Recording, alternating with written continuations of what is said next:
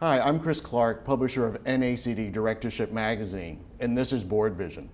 Our topic today is going to concentrate on the IT talent gap, and I'm joined today by Ted Dysart, Vice Chairman, Heidrick Struggles. Welcome, Ted. Great to be with you.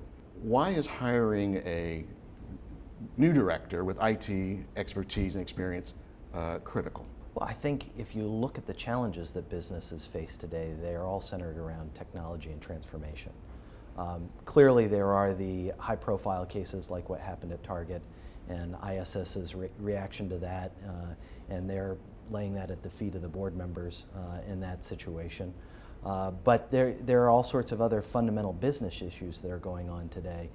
It doesn't matter whether you're a retailer, a distributor, or a service provider, technology is changing your business in fundamental ways that a lot of directors are ill-prepared to deal with.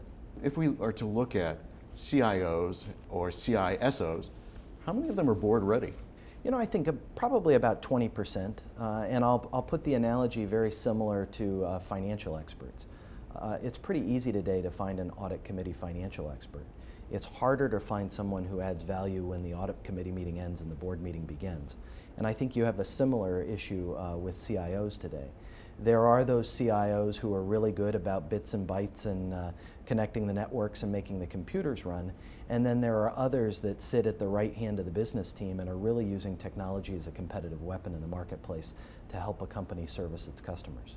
In my observations, both at NACD events, listening to subject experts like yourself, there is a kind of a deep feeling that the CIOs and CISOs just don't have the, I don't want to say the ability, the capacity, but for big picture thinking. They don't have the CEO operational experience. Again, it's a bias that they don't think out of the box. What's your experience?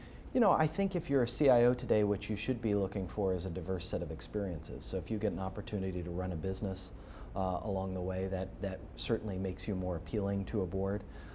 Likewise, there are a lot of people who are being groomed for future management roles who rotate into the CIO role, whether that is to help the company think about where the future is going.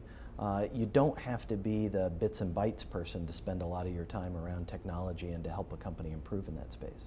In your experience, in your travels, for these CIOs, these CISOs, directors to be, what is the best way or best ways, and please flesh this out for as long as you'd like, how can they become truly board ready?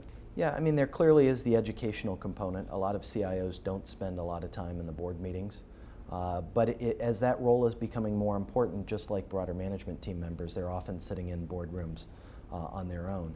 And then the other piece is just like developing as a general manager. The more diverse experiences you can get along the way, the more positive and well-rounded you can be when you sit into the boardroom. So that could be leading an initiative with board visibility, whether it's around cybersecurity initiatives, whether it's around digital transformation. It could be working closely with a number of business partners and dealing with global issues around the world. But it's that diverse set of experiences that makes someone most valuable when they come into the boardroom, not just their specialist expertise.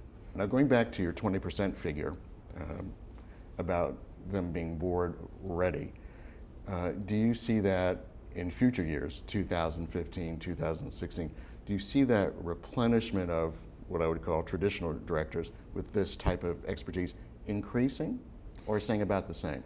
You know, one of the things that we see is a lot of people rotating through the CIO seat on their way into other general management roles. So just as someone being groomed for the CEO might do 2 or 3 years as the CFO as part of their development, we see some instances where those CIO roles are being used for those type of developmental opportunities as well. I think the other piece that is happening is that CIOs are maturing in an organization and becoming much broader business partners rather than just service providers within the organization. If you have a closing note, some sage advice for our director and CI viewers, I'd love to hear it. I think the reality is you need to go out and get experience. Everybody has their opportunity, whether it's on a nonprofit board or a smaller private company, to walk before you run, and then prepare yourself with those broader experiences to make yourself ready for the boardroom. Thanks very much. It's always fun to be with you. On behalf of Heidrick Struggles and NACD, I'm Chris Clark, and this is BoardVision.